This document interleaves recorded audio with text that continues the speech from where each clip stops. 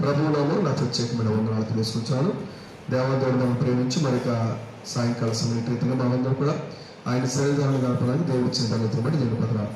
ఈరోజు మనం చదవాల్సిన అధ్యాయాలు ఏంటంటే ఈరోజు అధ్యాయులు ఎవరండి? ఏంటి ఈరోజు అధ్యాయం చదవట్లేదా? అపోస్తల కార్యక్రమంలో 12, 13, 18. ఓకే, ఈరోజు మనము చదవలసిన అధ్యాయాలు మీకు ముందుగా ఎరిగిన వారు ఉన్నారు. ఏ రోజు అధ్యాయం చెప్తాడో మీరు అందరూ కూడా బాగా ఎరిగిన వారు ఉన్నారు. రైట్, 12, 13, 14 అధ్యాయం మీరు చదివితే మంచిది, చదవకపోతే ఇప్పుడు చదివేకండి, తర్వాత ప్రార్థన అయిపోతారు, చదవాలని ప్రయత్నం. 12 అధ్యాయం మనం చూద్దాం. 12 అధ్యాయంలో కొన్ని సందర్భాలు మనం చూస్తే ఇక్కడ పేతురు, యేసుక్రీస్తు యొక్క శిష్యుడైన పేతురు చెరసాలలో వేయబడడం జరుగుతుంది. అయితే చెరసాలలో వేయబడిన పేతురు కొరకు సంఘం అయితే అతని కొరకు అత్యాసక్తితో ప్రార్థన చేయడం, తద్వారా పేతురు ఆశ్చర్యరీతిగా ఆ చెరసాల నుండి బయటపడడం అనేది ఈ 12 అధ్యాయం ప్రధానంగా మనం చూడవచ్చు. ఇక 13 అధ్యాయంలో మనం చూస్తే అక్కడ మనం గమనించినప్పుడు సెర్గిపౌలు అనేటి ఒక అధిపతి దగ్గర ఉన్న గారడి వాడైన అబద్ధ ప్రవక్త అయిన బర్యేసు అనేటి ఒక వ్యక్తిని గురించి మనం చూడవచ్చు. ఏ విధంగా అతను శిక్షకు గురయ్యడం విషయాలు మనం గుర్తించవచ్చు. తర్వాతగా ఈ 13 అధ్యాయంలోనే మనము కొన్ని విషయాలు మనం గమనించవచ్చు. 13 అధ్యాయంలో ఏ విధంగా పౌలు మాట్లాడుతున్న మాటలన్నీ కూడా మనము ఆలోచించవచ్చు. 13 అధ్యాయం అంతట్లో కూడా సౌలు, బర్నబాలు వారిద్దరూ కూడా కుప్రోలో వాక్యాలు ప్రకటించడం, అలాగే పౌలు, బర్నబాలు ఇద్దరు కూడా అంత్యోకులో వాక్యాలు ప్రకటించడం అనేది మనం చూడవచ్చు. ఇక 14 అధ్యాయంకి వచ్చేస్తే 14 అధ్యాయంలో పౌలు, బర్నబాలు ఇకోనియాలో వారు దేవునికి సేవ చేయడం, ప్రాముఖ్యంగా లుస్త్రలో బలహీన పాదములు కలిగిన వారిని పౌలు ఇక్కడ బాగు చేయబడిన సందర్భాన్ని ఈ భాగంలో మనము చూడవచ్చు. ఇవి ప్రధానమైన సంగతులు. అలాగే ఈరోజు మనం చదువుకున్న ఈ అధ్యాయంలో ఈ 12, 13, 14 అధ్యాయంలో ప్రధానమైన సంగతులు మనం గమనించినప్పుడు ఈ సంగతులు మనం గమనించవచ్చు. ఇవి ఆఫ్కోర్స్ ఇవన్నీ కూడా మనం ఇంతకు ముందుగా ఎరిగిన వారు ఉన్నవి, కానీ ఒకసారి ఈ సమయంలో జ్ఞాపకం తీసుకుందాం. 12 అధ్యాయము మనం 2వ వచనాన్ని 1వ వచనం కూడా మనం చూస్తే, దాదాపు అదే కాలం ముందు రాజైన హేరోదు సంఘపు వారిలో కొందరిని బాధ పెట్టుటకు బలాత్కారముగా పట్టుకుని యోహాను సహోదరుడైన యాకోబును ఖడ్గముతో చంపించను అనేటి ఒక పదాన్ని మనం చూస్తాం. సంఘములో ఉన్న స్త్రీల పట్ల, పురుషుల పట్ల, సంఘంలో ఉన్న వ్యక్తుల పట్ల అంతకుముందుగా 9వ అధ్యాయంలో సౌలు ఎంతటి క్రూరంగా ప్రవర్తించాడో మనం ఎరిగిన వారు ఉన్నాం. అయితే ఇప్పుడు రాజైన హేరోదు వంతు వచ్చింది.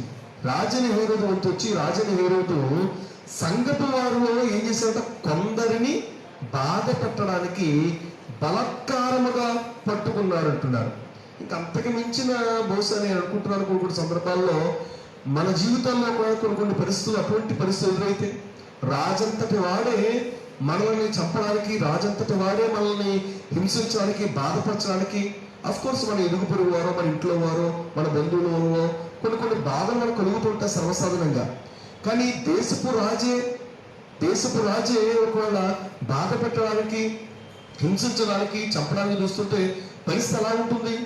మనం పాతనిబంధన గ్రంథంలో సమూయేలు గ్రంథంలోకి వెళితే సమూయేలు గ్రంథంలో అక్కడ రాజైన సౌలు దావీదును చంపడానికి యత్నం చేసిన సందర్భాలు మనం చూడొచ్చు.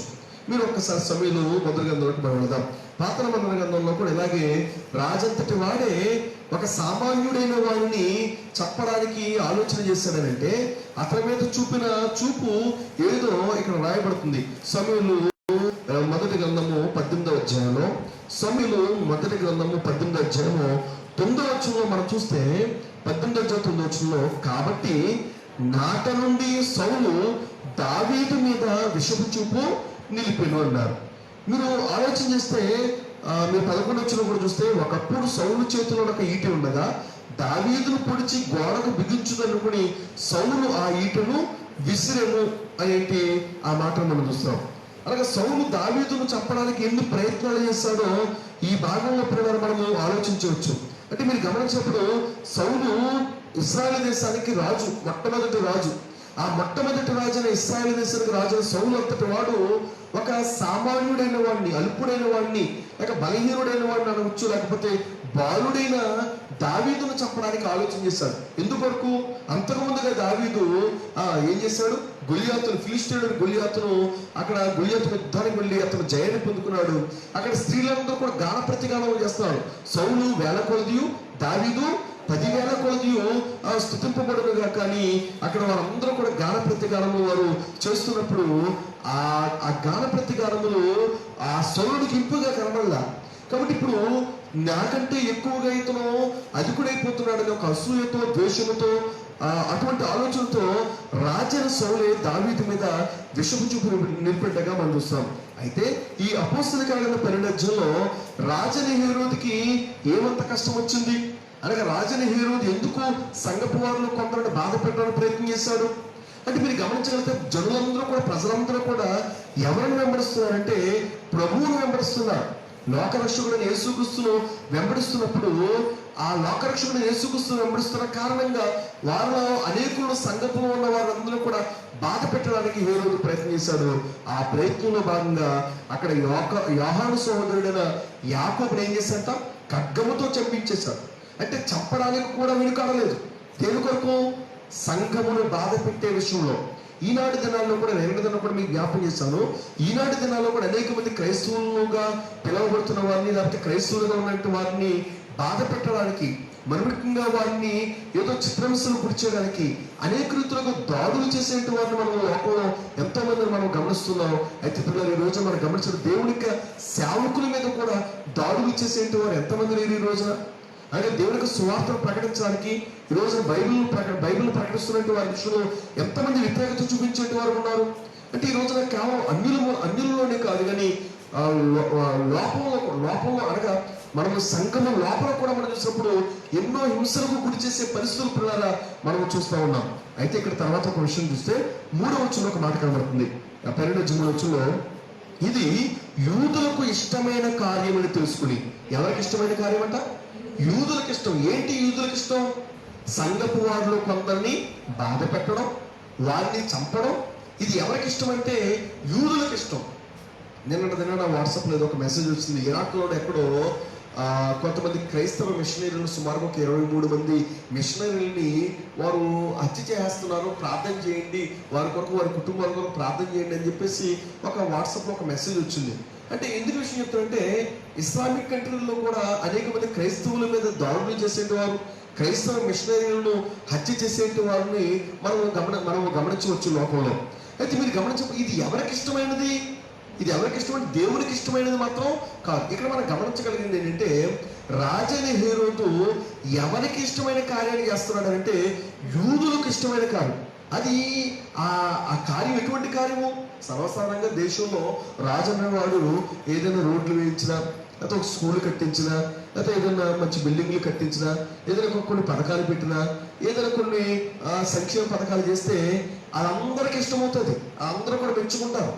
కానీ దురదృష్టం ఏంటంటే, రాజు స్థానంలో ఉన్నటువంటి హేరోదు ఏది ఇష్టమైన కార్యం అని తెలుసుకున్నాడు? యూదులకి సంఘములో ఉన్న వారిని చంపడం, సంఘంలో ఉన్న వారిని బాధ పెట్టడం, అది వారికి ఇష్టమైన కార్యమని తెలుసుకుని పేతురును కూడా పట్టుకున్నాడు అన్నాడు. అలాగే పేతురును కూడా చంపేద్దామని పట్టుకున్నాడు. కానీ అప్పుడు ఆ సమయంలో పర్ణశాల పులి రొట్టెల పండుగ రావడం జరిగింది, పస్కా పండుగ అనేది రావడం జరిగింది. కాబట్టి అతన్ని చెరసాలలో వేయడం జరిగింది. పండుగ అయిన తర్వాత అతనిని చంపుదామని ఒక ఉద్దేశంతో, ఒక క్రూరత్వంతో పిల్లల మిగిలిపోయిన వాడు ఉన్నాడు రాజైన హేరోదు. ఈరోజు ఇప్పుడు వాక్యం ఉంటున్న మీరు, నేను, మనం అందరం కూడా ఈరోజు ప్రభువులకు ఇష్టమైన కార్యం ఏదో మనం తెలుసుకుని ఆ ఇష్టమైన కార్యాన్ని మనం చేయడానికి ప్రయత్నం చేయాలి. కానీ ప్రజలకు ఇష్టమైన కార్యాన్ని మనం చేయడానికి ఎంత మాత్రం కూడా ఆలోచించలేదు. ఎందుకంటే గలతీ పత్రిక 1వ అధ్యాయంలో, గలతీ పత్రిక 1వ అధ్యాయము 10వ వచనంలో పౌలు ఏమంటున్నాడంటే, ఒక్కసారి మనం చూద్దాం. గలతీ పత్రిక 1వ అధ్యాయం 10వ వచనంలో, ఇప్పుడు నేను మనుషుల దయను సంపాదించుకొని చూచున్నానా, దేవుని దయను సంపాదించుకొని చూచున్నానా, నేను మనుషులను సంతోషపెట్టబోచున్నానా. అంటే క్రైస్తవులుగా, దేవుని పిల్లలుగా ఉన్న మనము ఏమి ఆలోచన చేయాలంటే, మనుషులు సంతోషపెట్టడానికి కాదు నువ్వు బోధలు, మనుషులు సంతోషపెట్టడానికి కాదు నీవు ప్రసంగాలు చేయడం, మనుషులు సంతోషపడడానికి కాదు నువ్వు పాటలు పాడడం, మనుషులు సంతోషపడడానికి కాదు నువ్వు కానుకలు ఇవ్వడం, లేక మనుషులు సంతోషపడతారని నువ్వు దేవుని సన్నిధికి రావడం కాదు. అంటే మనుషుల కోసం కాదు, కానీ ఇక్కడ వాక్యం వాడుతుంది, నేను మనుషులు సంతోషపెట్టుకొచ్చున్నానా, దేవుడిని నేను సంతోషపెట్టుకొచ్చున్నానా. గలతీ పత్రిక 1:10 పౌలా మాట మాట్లాడుతున్నాడు. మనకి ఇంకా బాగా పరిచయం సందర్భం చూస్తే దావీదును ప్రభువు ఏమని వర్ణించారో మనం అందరం కూడా ఎరిగిన వారు ఉన్నాము. ఏంటంటే దావీదు నా హృదయానుసారుడైన మనుషుడు, నా ఇష్టానుసారుడైన మనుషుడు. మీరు చూడండి 13వ అధ్యాయంలోనే, మీరు అపొస్తలుల 13వ అధ్యాయము 22వ వచనంలో ఏమని రాయబడుతుందంటే, 13వ అధ్యాయం 2వ వచనంలో దావీదు గురించి రాయబడుతున్నమాట. తరువాత అతను తొలగించి దావీదు వారికి రాజుగా ఏర్పరచును, మరియు ఆయన నేను యెష్షయి కుమారుడైన దావీదును కొనుగొంటిని, అతడు నా ఇష్టానుసారుడైన మనుష్యుడు. ఎవరి ఇష్టానుసారుడైన మనుషుడట? మీరు అపొస్తలుల గ్రంథము ఈ 13వ అధ్యాయం 21వ వచనంలో రాయబడిన 22వ వచనంలో రాయబడిన మాట, దావీదు నా ఇష్టానుసారుడైన మనుష్యుడు. అంటే ఇప్పుడు ఈ రోజున ఈ లోకంలో నీవు నేను కూడా ఎవరి ఇష్టాన్ని మనం నెరవేర్చడానికి వచ్చాం? అంటే మనం ఎవరి ఇష్టాన్ని నా ఇష్టం వచ్చినట్టుగా నేను బ్రతుకుతానంటే కుదరదు. ఈ రోజున లోకంలో చాలా మంది మనం చూడండి, అనేక మంది విదేశాలకు వెళ్తూ ఉంటారు. విదేశాలకు వెళ్ళిన వారు తమ ఇష్టం వచ్చినట్టుగా రోడ్ల మీద తిరుగుతాము, ఇష్టం వచ్చినట్టుగా జీవిస్తామంటే కుదరదు. ఆ దేశపు చట్టాలను అనుసరించి ఆ దేశంలో వారు ఏదైతే పని చేయాలో ఆ పనిని బట్టి వారు నడుచుకోగలిగితే వారికి సంతోషంగా ఉంటుంది. అనగా ఆ దేశపు న్యాయ విధుల్ని గౌరవించగలగాలి. అయితే నా ఇష్టం వచ్చినట్టుగా నేను తిరుగుతాను, మా ఊళ్ళో నేను అలా తిరిగేవాడిని, మా ఊళ్ళో నేను ఎలా ఉండేవాడిని, ఎక్కడ పడితే అక్కడ చక్కగా తిరుగుతుండేవాడిని, ఆ వీధిలోకి వెళ్ళేవాడిని, ఈ వీధిలోకి వెళ్తూ ఉండేవాడిని, ఆ బజార్కి వెళ్తూ ఉండేవాడిని అంటే కుదరదు. నువ్వు ఎక్కడికి వెళ్ళావంటే నీ స్వదేశం లేవు, విదేశంలో ఉన్నావు. కాబట్టి అక్కడ ఉన్న వాటిని బట్టి నువ్వు నడుచుకోగలగాలి. ఇప్పుడు ఈ భూమి మీద జీవించే ప్రతి మనిషి కూడా తన ఇష్టానుసారంగా బ్రతకడానికి ఇష్టపడుతున్నాడు, కానీ దేవుని ఇష్టానుసారంగా బ్రతకడానికి ప్రయత్నించేట్లా. చూడండి ఒక మాట యోహాను సువార్తలో మనం చూస్తే ప్రభువు ఒక చక్కటి మాట మాట్లాడుతున్నారు. చూడండి 6వ అధ్యాయంలో 38వ వచనంలో, ఆ యోహాను సువార్త 6వ అధ్యాయము 38వ వచనంలో ప్రభు అంతటి వారే ఏమని మాట్లాడుతున్నారంటే, చూడండి 6వ అధ్యాయం 38వ వచనం యోహాను సువార్తలో, నా ఇష్టమును నెరవేర్చుకొనుటకు నేను రాలేదు. ఏంటట? 6వ అధ్యాయం 38వ వచనం యోహాను సువార్త రాయబడుతున్నమాట, నా ఇష్టమును నెరవేర్చుకుంటూ నేను రాలేదు. ఈరోజు నేను ఇష్టం వచ్చినట్టుగా నేను తాగుతాను, ఇష్టం వచ్చినట్టుగా తిరుగుతాను, ఇష్టం వచ్చినట్టుగా మాట్లాడతాను, ఇష్టం వచ్చినట్టుగా ప్రవర్తిస్తాను, ఇష్టం వచ్చినట్టుగా జీవిస్తానంటే బైబిల్ గ్రంథం దాన్ని ఒప్పుకోవట్లా. అందుకే ఈ రోజు అనేక మందిని ఇష్టం వచ్చినట్టుగా బోధలు బోధించేటి వారి పట్ల, ఇష్టం వచ్చినట్టుగా పాటలు పాడేటి వారి పట్ల నేను చెప్పేటి మాటలు ఏంటంటే, నీ ఇష్టం వచ్చినట్టుగా పాడకూడదు, నీ ఇష్టం వచ్చినట్టుగా బోధించకూడదు, నీ ఇష్టం వచ్చినట్టుగా వ్యవహరించకూడదు, నీ ఇష్టం వచ్చినట్టుగా నాకు ఇష్టం వచ్చినట్టుగా ప్రార్థన చేసుకుంటానండి, నాకు ఇష్టం వచ్చినట్టుగా పాటలు పాడుకుంటానంటే కుదరదు. ఎవరిష్టం వచ్చినట్టుగా. అందుకనే మనం ప్రార్థన చేసేటప్పుడు, ఉపవాసం ఉండేటప్పుడు, దానం చేసేటప్పుడు ఎలా ఉండాలనేది విషయాలు ప్రభు ముందుగానే తెలియజేస్తారు. అంటే నీ ఇష్టం వచ్చినట్టుగా, నా ఇష్టం అండి. సర్వసాధారణంగా మనం చూస్తే కొన్ని మనము కార్యక్రమాలు చూసినప్పుడు హడావడి ఎక్కువ. కార్యక్రమాలు మనం చూసినప్పుడు హడావడి చేస్తూ ఉంటారు, గోల చేస్తూ ఉంటారు. అది నీకు ఇష్టమైనదేమో కానీ ఎవరికి ఇష్టం కాలేదు. అందులో దేవుడు సంఘములో అల్లరికి కర్తగాడు. ఈరోజు అల్లరి చేసి ఇదే ప్రభుడికి ఇష్టం అంటున్నారు, కానీ ప్రభుడికి ఇష్టం కాదు అది. ఈరోజు నీవు నేను కూడా గమనించవలసిందంటే, అసలు దేవునికి ఇష్టమైనది ఏంటి? ఆయన ఆత్మతోనూ సత్యముతోనూ ఆరాధించాలి.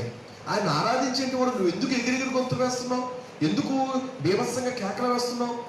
అంటే మీరు గమనించండి, నీ ఇష్టం వచ్చినట్టుగా ఒకవేళ నీ ఇష్టం వచ్చినట్టుగా నోరు ఉంది కదా, లేకపోతే లేదు ఏదో ఉంది కదా అని చెప్పి, మైక్ ఉంది కదా అని చెప్పి నీ ఇష్టం వచ్చినట్టుగా ప్రవర్తిస్తే ఆలోచించాడు, అది దేవునికి ఇష్టమైనది కానీ కాదు. ప్రజలకు ఇష్టం అవ్వచ్చు, మనుషులకు ఇష్టం అవ్వచ్చు, కానీ ఎవరికి ఇష్టం కావగలగాలట మన జీవితం. ప్రభు అంటున్నారు, నా ఇష్టము నెరవేర్చుకుంటూ నేను ఈ లోకమునకు రాలేదు, నన్ను పంపిన వాని చిత్తము నెరవేర్చుటకే పరలోకము నుండి దిగి వచ్చాను. ఈ రోజు నీవు నేను కూడా ఈ వాక్యాల మనం చూస్తే రాజని హీరోతో ఎటువంటి బుద్ధిహీనతను కలిగిన వాడు అంటే, నా ఇష్టం వచ్చినట్టుగా చేస్తాడని చెప్పి దేవుని బిడ్డలను, అతను దేవునికి విశ్వాసులను, దేవుని శిష్యులను అతను పిల్లల ఏం చేశాడంటే, అతను చేసిన కార్యాన్ని చూస్తే అతను వారిని బాధ పెట్టాడు, వారిని హత్య చేయడం అనే సందర్భాలు కలిగాడు.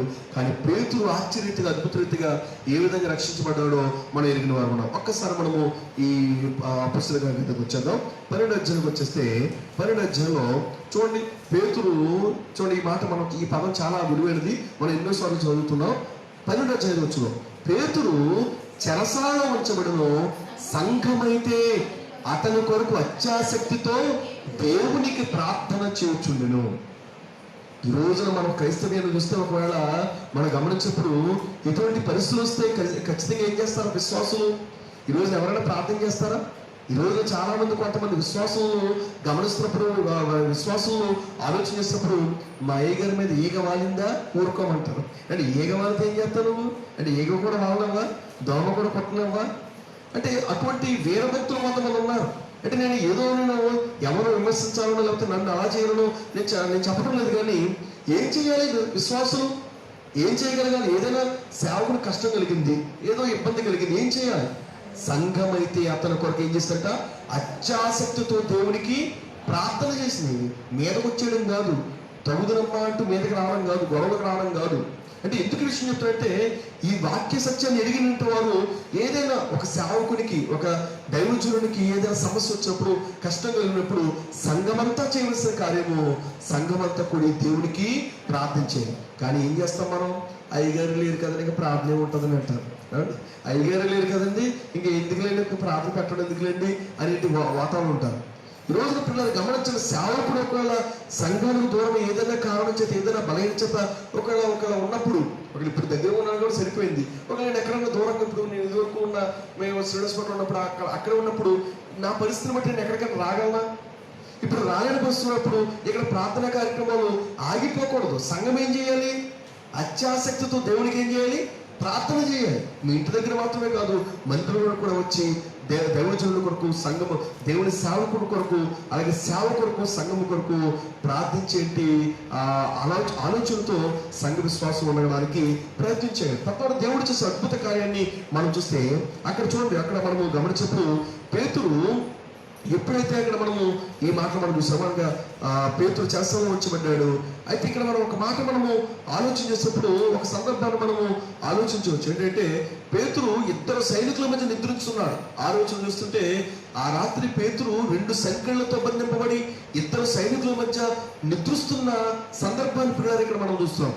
అటువంటి నిద్రిస్తున్న ఆ పరిస్థితుల్లో ఇక్కడ మనము గమనించగలిగితే ఒక ప్రభువు దూత పేతురును కనబడి ఏ విధంగా అతను బయటకు విడిపించిందో మనం అందరం కూడా ఎరిగిన వారు ఉన్నాం. అంటే ఇప్పుడు చూడండి, సంఘం ఎప్పుడైతే అత్యాసక్తితో పేతురు వరకు ప్రార్థన చేస్తుందో, తద్వారా దేవుడు చేసిన అద్భుత కార్యాన్ని ఈ భాగంలో పిల్లలు మనం చూడవచ్చు. అంతకుముందుగా మనం చూస్తే 4వ వచనంలో ఒక మాట రాయబడింది. 4వ వచనంలో అతనిని పట్టుకొని చెరసాలలో వేయించి పస్కా పండుగైన పిమ్మట ప్రజల యొద్దకు అతని తేవలను ఉద్దేశించి అతనికి కావలింటకు 4 చతుష్టయముల సైనికులకు అతన్ని అప్పగించను. ఎంతమంది సైనికులు అంట? 4 చతుష్టయముల సైనికులు. అంటే 4 చతుష్టయములు అంటే ఒక్కొక్క చతుష్టయంకి ఎంతమంది ఉన్నారని రాయబడుతుంటే 14. అటువంటిది 4 అంటే సుమారుగా 64 మంది సైనికుల మధ్య ఉన్నారు. ఒకరు కాదు, ఇద్దరు కాదు, అంటే 64 మంది కాపలా కాస్తున్నారు. ఎవరిని? పేతుర్ని. కానీ ఇద్దరి మధ్య పడుకున్నాడు ఇక్కడ రాయబడింది. కానీ ఆ ఇద్దరు లోపల చెరసాలలో ఉన్నారు, మరి బయట కొంతమంది మరొకిద్దరు. అలాగా మనం చూసినప్పుడు ఒక 64 మంది సైనికుల మధ్య నుండి దేవుడికి దూత పేతుర్ని వెలుపలికి రప్పించిందంటే సామాన్య విషయం కాదు. ఒకరి నుండి తప్పించుకోవడం అంటేనే కొంచెం ఒకరి నుండి తప్పించుకోవచ్చు, ఒకవేళ చెప్పొచ్చండి.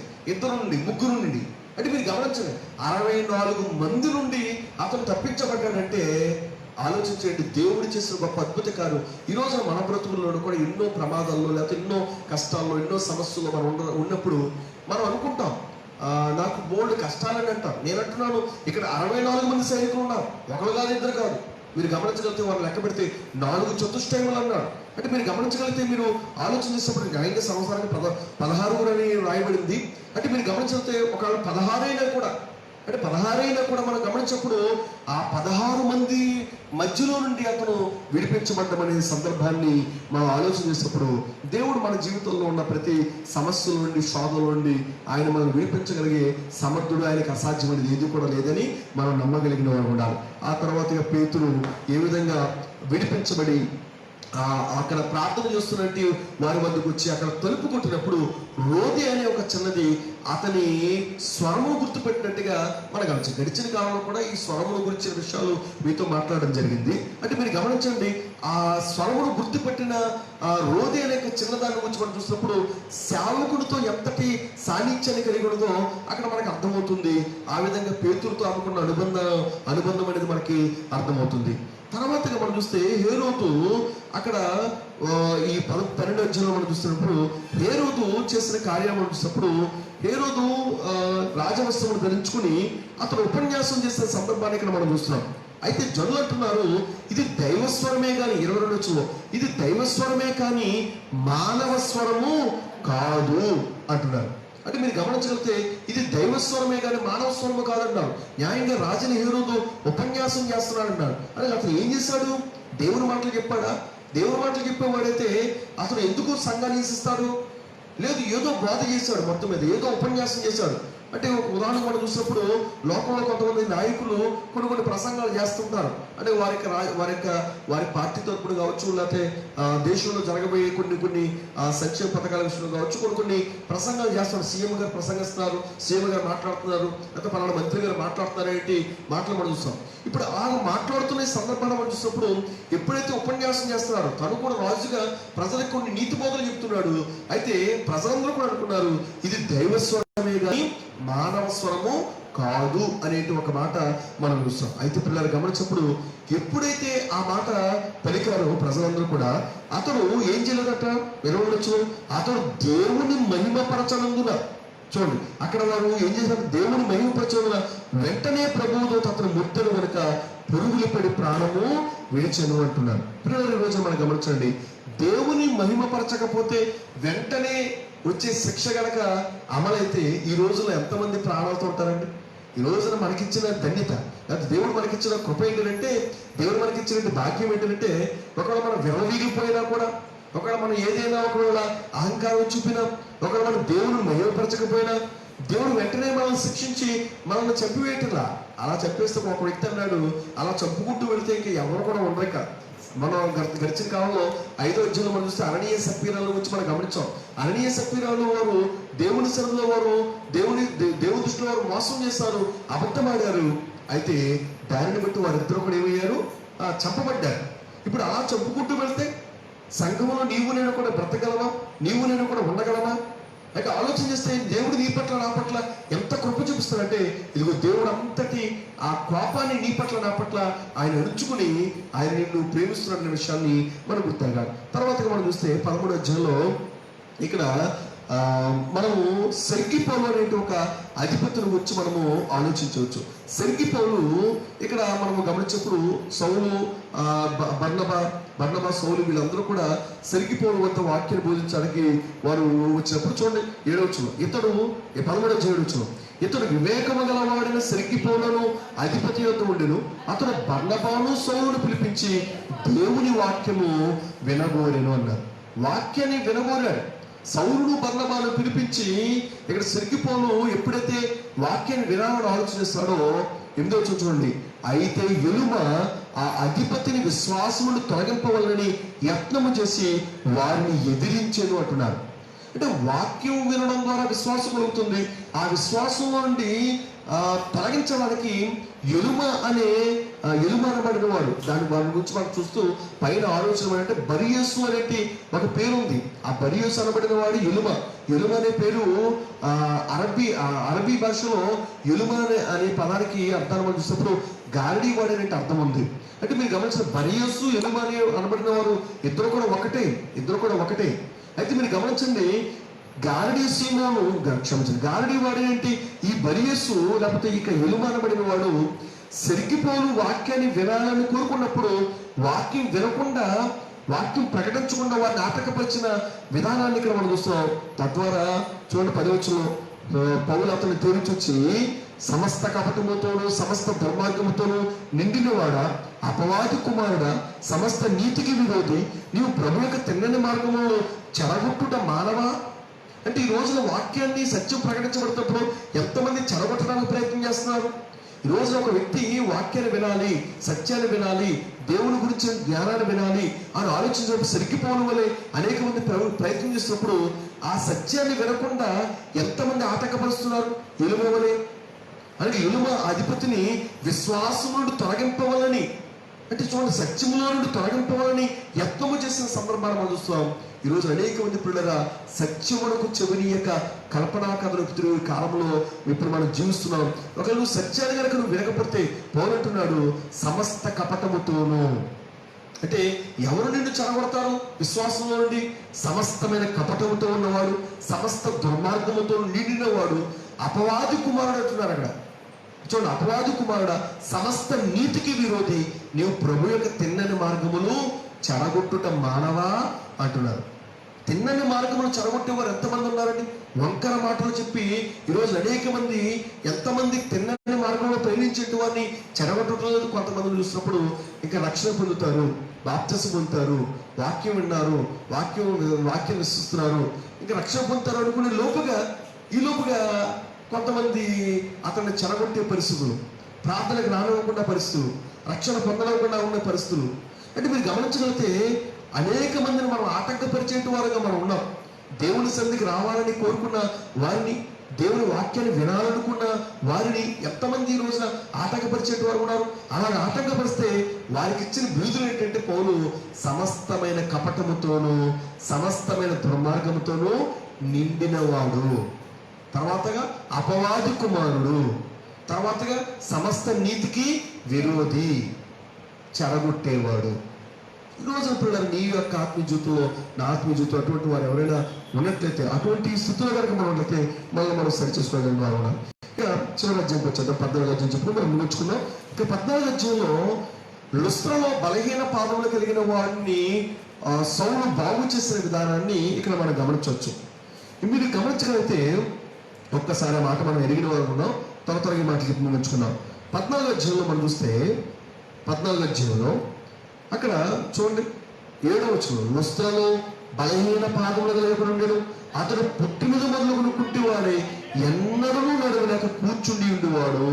గతంలో కూడా 3వ అధ్యాయం చెప్పినప్పుడు అక్కడ శృంగారమును దేవాలయం దగ్గర పుట్టుకతో కుంటివాడిన వ్యక్తిని పేతురు యోహానును బాగు చేసిన విధానాన్ని మనం గమనించాం.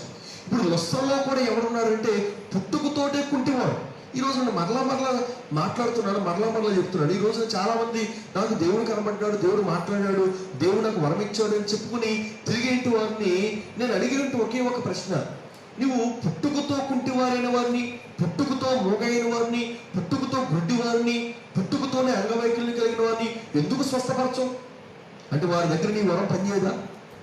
అంటే వారికి విశ్వాసం లేదంటావా? మరి ప్రభువు అలాగే ఆయన శిష్యులు కూడా పుట్టుకతో కుంటివారైన వారిని, వారు ఒకవేళ విశ్వాసం కాకపోయినా, ఒకవేళ విశ్వాసాన్ని కలిగి లేకపోయినా వారిని బాగుపరిచారే. అంటే మీరు గమనించిన రోజు మన గ్రామంలోనే కావచ్చు, లేకపోతే మన ప్రాంతంలోనే కావచ్చు, ఎంతోమంది పుట్టుకతో అంగవైకల్యం కలిగిన వారు ఎంతమంది లేరు? ఇప్పుడు ఎంతోమంది అటువంటి అంగవైకల్యంతో ఉన్న వారి పట్ల మరి మాకు దేవుడు కనబడ్డాడు, దేవుడు మాట్లాడాడు, దేవుడు వరం ఇచ్చాడు, నాకు స్వస్థ వరం ఉంది, నా దగ్గరికి వస్తే నీకు ఏదో జరిగిపోతుంది అని చెప్పుకునే వారు మరి ఎందుకు అటువంటి అద్భుతాలు చేయడంలా? ఆలోచన చేయండి. ఈ రోజున ఎంతో మందిని ఈ రోజున అటువంటి మోసకరమైన మాటలతో కడుపునొప్పి తగ్గించి, ఏదో జబ్బులు తగ్గించి, ఏదో అయి తగ్గినాడు. మరి ఇప్పుడు మన దగ్గర జరగటం లేదా? ఈరోజు ప్రభు నమ్మిన నీవు, స్థానిక సంఘంలో నీవు, క్రీస్తు ప్రేమ సంఘంలోకి వచ్చే నీవు, నీ జీవితంలో ఎటువంటి దేవుడు మేలు చేయటం లేదా? దేవుడు నిన్ను ప్రేమించట్లేదా? దేవుడు నిన్ను కాపాడలేదా? అంటే ఆలోచన చేస్తే ఈ రోజున ఎక్కడో ఏదో జరుగుతుందని పరిగెట్టుకుని వెళ్ళేంటి పరిస్థితులు ఈ రోజున నీవు నేను కూడా ఉన్నట్లయితే ఈరోజు నువ్వు దేవుడిని వ్యతిరేకించేవాడు ఉన్నావు. లుస్త్రలో బలహీన పాదములు కలిగిన వాడు, పుట్టుకతో కుంటి అయిన మనుషుల్ని పౌలు బాగుపరిచాడు. అంటే మీరు గమనించగలిగితే పౌలు బర్నబాల యొక్క పరిచయంలో భాగంగా లుస్త్రలో వారు వాక్యాన్ని ప్రకటించినప్పుడు పుట్టినది మొదలుకొని కుంటివాడైన ఒక మనుషుడు అనే మాట అక్కడ కనబడుతుంది. పుట్టినది మొదలుకొని కుంటివాడైన మనుషుడు, అటువంటి వ్యక్తిని ఆ పౌలు బర్నబాలు దేవుని యొక్క సహాయం ద్వారా స్వస్థపరిస్తే అక్కడున్న వారందరూ కూడా దేవతలు మనుష్య రూపం దాల్చి వచ్చారని చెప్పి వారికి పూలదండలు వేసి వారి ముందు బలు నడిపించడానికి ప్రయత్నం చేశారు. అయితే ఒక మాట, ఎప్పుడైతే చూడ ఆ మాట మనం చూద్దాం 14వ అధ్యాయం 12వ వచనంలో జనసమూహములు పౌలు చేసిన దానిని చూచి లొకయోనియా భాషలో దేవతలు మనుష్య రూపము దాల్చి మన యొద్దకు దిగి వచ్చి ఉన్నారని కేకలు వేసి బర్నబాకు జుపతేనియు, అంటే ఇలాగ మనం చూస్తే వారందరూ కూడా పౌలు బర్నబాలని దేవుళ్ళుగా కొలిచేశారు. దేవతలు వీళ్ళు సామాన్యులు కాదు. అండ్ ఈ రోజున చాలా మంది వరం ఉందని చెప్పుకుని తిరిగే వారిని ఊరికి దండాలు పెట్టే పరిస్థితిలో కనబడుతున్నాం.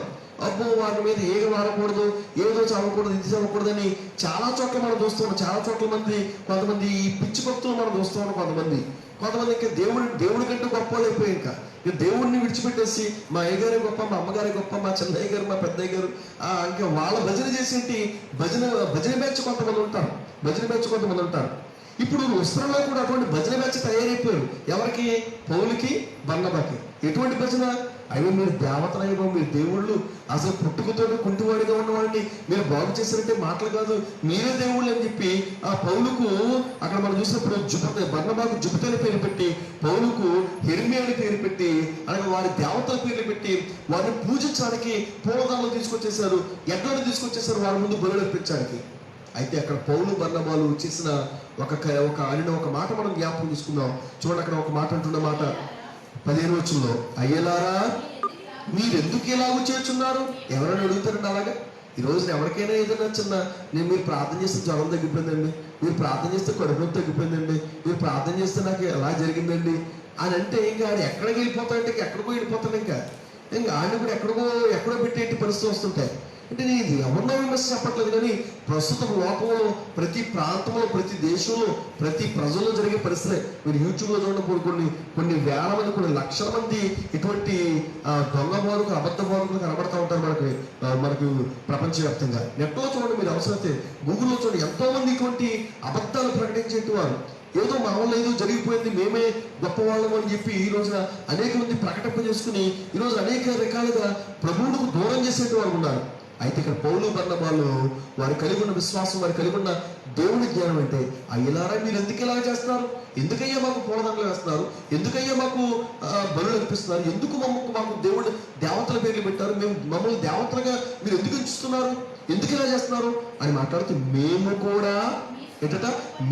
కూడా మీ స్వభావం వంటి స్వభావం గల నరులమే. మేము కూడా మీలాంటి వ్యక్తులమేనయ్యా, మేము కూడా మీలాంటి మనుషులమే. మాలో ఏ గొప్పతనం లేదు. మేము నమ్ముకున్న దేవుడే గొప్పవాడు, మేము నమ్మిన దేవుడే గొప్పవాడు కనుక ఆ దేవుడు మీరు గొప్ప చేయడం. ఎందుకంటే అంటున్నారు, మీరు ఈ వ్యర్థమైన వాటిని విడిచిపెట్టి ఆకాశమును, భూమిని, సముద్రమును, వాటిలో ఉండి సమస్తమును సృజించిన జీవము గల దేవుని వైపు తిరగాలి. మీరు ఎవరి వైపు తిరగాలి? మీరు నా వైపు తిరిగిపోండి, మీరు నా వాళ్ళు అయిపోండి, నా మనుషులు అయిపోండి అని చెప్పట్లా అక్కడ పౌలు బర్నబాలు. మీరు ఎవరి వైపు తిరగాలి? ఎవరి మనుషులు అవ్వాలి? మీరు దేవుని మనుషులు అవ్వాలి, దేవుని వైపు తిరగాలి. మీరు మా వైపు తిరగడం ఏంటి? మేము కూడా మీలాంటి వ్యక్తులమే, మేము కూడా మీలాంటి ప్రజలమే, మేము కూడా మీలాంటి విశ్వాసులమే. కాబట్టి ఈరోజు అటువంటి ఇంగిత జ్ఞానం కూడా చాలా మందికి లేక, నా మనుషులు, ఇలా నా ప్రజలు, ఇలా నేను రక్షించాను, ఇలా నేను కాపాడేశాను, వీళ్ళకి నేను వాక్యం చెప్తాను, వీళ్ళ మీద నేను అని చెప్పుకున్నట్టు వారు ఎంతమంది లేరండి ఈ రోజున ప్రపంచవ్యాప్తంగా? అంటే మీరు గమనించగలిగితే అటువంటి వీళ్ళు నా భక్తులు అని చెప్పుకునే వాళ్ళు ఎంతమంది లేరు ఈ రోజున? అంటే వాక్యంలో మనం చూసినప్పుడు పౌలు బర్నబాల అంతటి వారే గొప్పవారే, ప్రభు యొక్క శిష్యులైన వారే, మేము కూడా మీ స్వభావం నరులమే. మీరు ఎవరి వైపు తిరగండి? దేవుని వైపు తిరగండి, మా వైపు తిరగద్దు. మేము మనుషులము, మేము మీలాగే మేము మనుషులము, మీరు మా వైపుకు తిరగడం కాదు కానీ దేవుని వైపు తిరగండి అనే ఒక విలువైన మాట వారు అక్కడ చెప్పిన సందర్భాన్ని మనం చూస్తున్నాం. కాబట్టి ఈ రోజు పిల్లల నీ విశ్వాసాన్ని, నా విశ్వాసాన్ని ఒక్కసారి మనం పరిశ్రమ చేసుకుందాం. ఒకవేళ ఈ రోజున మనం చదువుతున్న ఈ అధ్యాయంలో మరలా ఒకసారి మీరు ఇంటికి వెళ్ళి చదవండి, చెప్పే మాటలన్నీ కూడా మీకు అర్థం అవడానికి అవకాశం ఉంటాయి. అపోస్తలుల 12వ అధ్యాయము, 13వ అధ్యాయం, 14వ అధ్యాయంలో వ్రాయబడిన ఈ సంగతి ఒక్కసారి మీరు మళ్ళీ చదవండి, చదివించుకోండి. అప్పుడు నేను చెప్పే మాటలు అవి అలా ఉండవు లేవని మీకు అర్థమవుతుంది. ఏదో నేను ఎవరినో ఉద్దేశించి ఆయన ఇంక ప్రతిరోజు ఇదే చెప్తుంటే ఈరోజు చదువుకున్న అధ్యాయాలు అవే ఉన్నాయి. ఈరోజు మనం చదువుకున్న అధ్యాయంలో ఆ సంగతులు ఉన్నాయి కాబట్టి ఆ సంగతులు నేను మీతో మాట్లాడడం జరిగింది. కాబట్టి ఈరోజు పేతురు చెరసాలలో ఉంచబడినప్పుడు సంఘం ఏం చేస్తుంది? పేతురు ప్రభు ఏ విధంగా ఆశ్చర్యరీతిగా ప్రభు కాపాడారు. హేరోదు ప్రసంగించినప్పుడు అతను ఏ విధంగా దేవుడు మహిమపరచకపోవడం వల్ల ఎటువంటి శిక్షకు గురయ్యాడు. అలాగే సెరిగిపోలనే అధిపతి వాక్యం వినాలనుకున్నప్పుడు ఎలుమ ఆ అధిపతిని ఏ విధంగా విశ్వాసం ఉండి తొలగించాలని చూసుకున్నప్పుడు అతను ఏ విధంగా పౌలు మాట్లాడాడు. కాబట్టి ఈ మాటలన్నింటి కూడా మనము ఆలోచన చేస్తే ఈ రోజున నీవు నేను మనం అందరం కూడా దేవుని పట్ల నీకున్న విశ్వాసం, దేవుని పట్ల నీకున్న జ్ఞానం ఏమై ఉన్నదో మనం ఎరిగిన వారు ఉండాలి. కాబట్టి ఈ రోజున మనము చెదిరిపోయేవారిగా, అటు ఇటు చెదిరిపోయేవారుగా, లేకపోతే తప్పిపోయేవారుగా, దారి తొలగిపోయేవారుగా, లేకపోతే సమస్తమైన కపటముతో దుర్మార్గంతో నిండిన వారిగా కాకుండా, నీతికి విరోధులుగా కాకుండా, అక్కడ మనం అంటున్న అపవాది కుమారులు అనే మాట మనం చూస్తున్నాం. అటువంటి వారి బ్యాచ్లో మనం జాయిన్ కాకుండా దేవుని విశ్వాసులుగా ఉండాలని అక్కడ అంటున్న మాట చివరిగా మాట చదువుకున్నాం. దేవుని వైపుకు తిరిగాలి, మనుషుల వైపు కాదు తిరిగేది. ఎవరి వైపు తిరగలుగుతా? మనం హిజ్కియాని మనం చూసినప్పుడు హిజ్కియా మరణకరమైన రోగంతో నువ్వు బాధపడుతున్నావు, మనకు నువ్వు చనిపోతావు, నువ్వు బ్రతుకువనంటే ఎవరి వైపు తిరిగాడు? గోడ తట్టు తన ముఖం తిప్పుకొని దేవుని వైపు తిరిగాడు, దేవుడికి ప్రార్థన చేశాడు. మరి దానియేలు కూడా ఏం చేశాడు? ఎవరు ఏ తట్టుకు తన ఇంటికిటికీలు ఎరుష్టపు తట్టుకు తిరుగుబడి అనగా దేవుడితో తిరిగాడు. నువ్వు దేవుడి వైపు తిరగడం మానేసి మనుషుల వైపు తిరుగుతావు ఎందుకు? వాడి వైపుకు వీడి వైపుకు తిరగడం వల్ల ప్రయోజనం ఏముంది? వాడు నీలాంటి వాడే, నేను నీలాంటి వాడిని. నా వైపుకు మీరు తిరగవలసిన పని లేదు, నా వైపుకు మీరు తిప్పుకోవడానికి నేను ప్రయత్నం చేయట్లా. రోజు ఒక పెద్ద అమ్మగారు ఏం చెప్పారంటే, వీళ్ళందరినీ మన వైపు తిప్పేసుకుందామని అని చెప్పేసి ఒక సేవకులతో మాట్లాడుతున్నప్పుడు చూసి నేను చాలా చిందించాను. ఆవిడ ఆల్రెడీ ఒక స్థానిక సంఘంలో వెళ్తూ అక్కడ అంటున్న మాట ఏంటంటే, పెద్ద విశ్వాసాలుగా పెద్ద భక్తులుగా ఫోజులు కొట్టేటి ఒక ఆవిడ ఇంకొక సేవకుడిని పిలిచి, ఇదిగో మీరు ఇక్కడ నిలబెడితే వీళ్ళందరినీ మన వైపు తిప్పేసుకోవచ్చానంట. అంటే నీ వైపుకి తిప్పుకోవడానికి, నా వైపు తిప్పుకోవడానికి నువ్వు బైబిల్ పట్టుకుంది. ఎవరి వైపుని తిప్పడానికి మనం బైబిల్ పట్టుకున్నాం? దేవుడి వైపుని తిప్పడానికి మనం బైబిల్ పట్టుకున్నాం, కానీ బైబిల్ ప్రకటిస్తున్నాం, కానీ నా వైపుని తిప్పుకోవడానికి కాదు నేను వాక్యం ప్రకటించాను. ఇక్కడ వాక్యం చెప్పేది నేను నా వైపునకు మనుషులు తిప్పుకోవడం మాత్రం వాక్యం బోధించట్లా. ఎవరి వైపుని తిప్పడానికి ప్రయత్నం చేస్తాను? దేవుడి వైపును. ఈ రోజున దురదృష్టం అంటే కొంతమందికి ఈ సత్యం తెలియక వీళ్ళందరూ నా వాళ్ళండి, నా వైపు ఉంటారండి, నా పక్షాలు ఉంటారు. కానీ ఈ రోజున నీవు నేను మనమందరం కూడా దేవుని వైపు ఉండగలగాలి. దేవునికి వాక్యం వస్తే దేవుడు మన పక్షాలు ఉంటారంటున్నాడు. దేవుడు మన పక్షాలు ఉండగా మనకు విరోధి ఎవరంటే మనం ఎవరి పక్షాలు ఉంటున్నాం? అపవాది పక్షాలు ఉంటున్నాం. కాబట్టి ఈ రోజున ఆలోచన చేద్దాం, మనం ఎవరి పక్షాలు ఉన్నాం, ఎవరి వైపుకు తిరుగుతున్నాం మనం. కాబట్టి నువ్వు మనుషుల వైపుకు తిరుగుతుంటే నువ్వు దేవుని విడిచిపెట్టట్లు వస్తున్నావు. లోతు భార్య కూడా ఏ వైపు తిరిగింది? లోతు భార్య ఏం చేసింది? సొదొమ గొమొర్రా వైపుకు అనగా వెనుకకు తిరిగింది. ఏమైంది? ఉప్పు స్తంభం అయిపోయింది. యోబు భార్య కూడా దేవుడికి తిరగడం మానేసింది. దేవుడు విడిచిపెట్టి మరణం కమ్మన్నది, దేవుడు దూషించి మరణం కమ్మన్నది. కానీ యోబు తనకు వచ్చిన ఇన్ని శ్రమలు కలిగిన, కష్టాలు కలిగిన, శోధనలు కలిగిన దేవుని వైపుకు తిరగడం మానేసి, అక్కడ మనం చూడండి, ఆలోచించండి. ఈరోజు దేవుని వైపు నువ్వు తిరిగి, అందుకనే వాక్యం వస్తుంది యేసు వైపు చూచుచు అంటున్నారు. ఇప్పుడు పత్రికలో చూసినప్పుడు మీరు యేసు వైపు చూచుచు ఆయనతో వచ్చబడిన 19 వైపు పరిగెత్తాలి. మీరు మనుషులు చూస్తే మీరేమవుతారు? మీరు యేసు వైపు. అందుకనే నేను క్రీస్తుని పోలి నడుచుకొచ్చిన ప్రకారము మీరు నన్ను పోలి నడుచుకోండి. పౌలు ఎందుకంటే మనం క్రీస్తునే చూడాలి. అందుకని నాగటి మీద చెయ్యి పెట్టి వెనుక తట్టు చూచివాడవని కూడా నాకు పాత్రుడు కాదంటున్నాడు. నువ్వు ప్రభువునే చూడాలి, కానీ ప్రభువునందే విశ్వాసం ఉంచాలి, కానీ మనుషుల ఎందుకు కాదు, మనుషుల మీద కాదు నీ దృష్టి. మనుషుల వైపు నువ్వు తిరగడం కాదు. పౌలు అదే మాటలో ఇక్కడ మాట్లాడించిన సందర్భాన్ని 14 మనం చదువుకున్నాం. నిన్న మీకు అందరికీ ప్రభువు నామమున ప్రత్యేకమైన వందనాలు తెలియజేసుకోవచ్చు. ప్రార్థన చేసుకుని ముగించుకుందాం. తల వంచండి.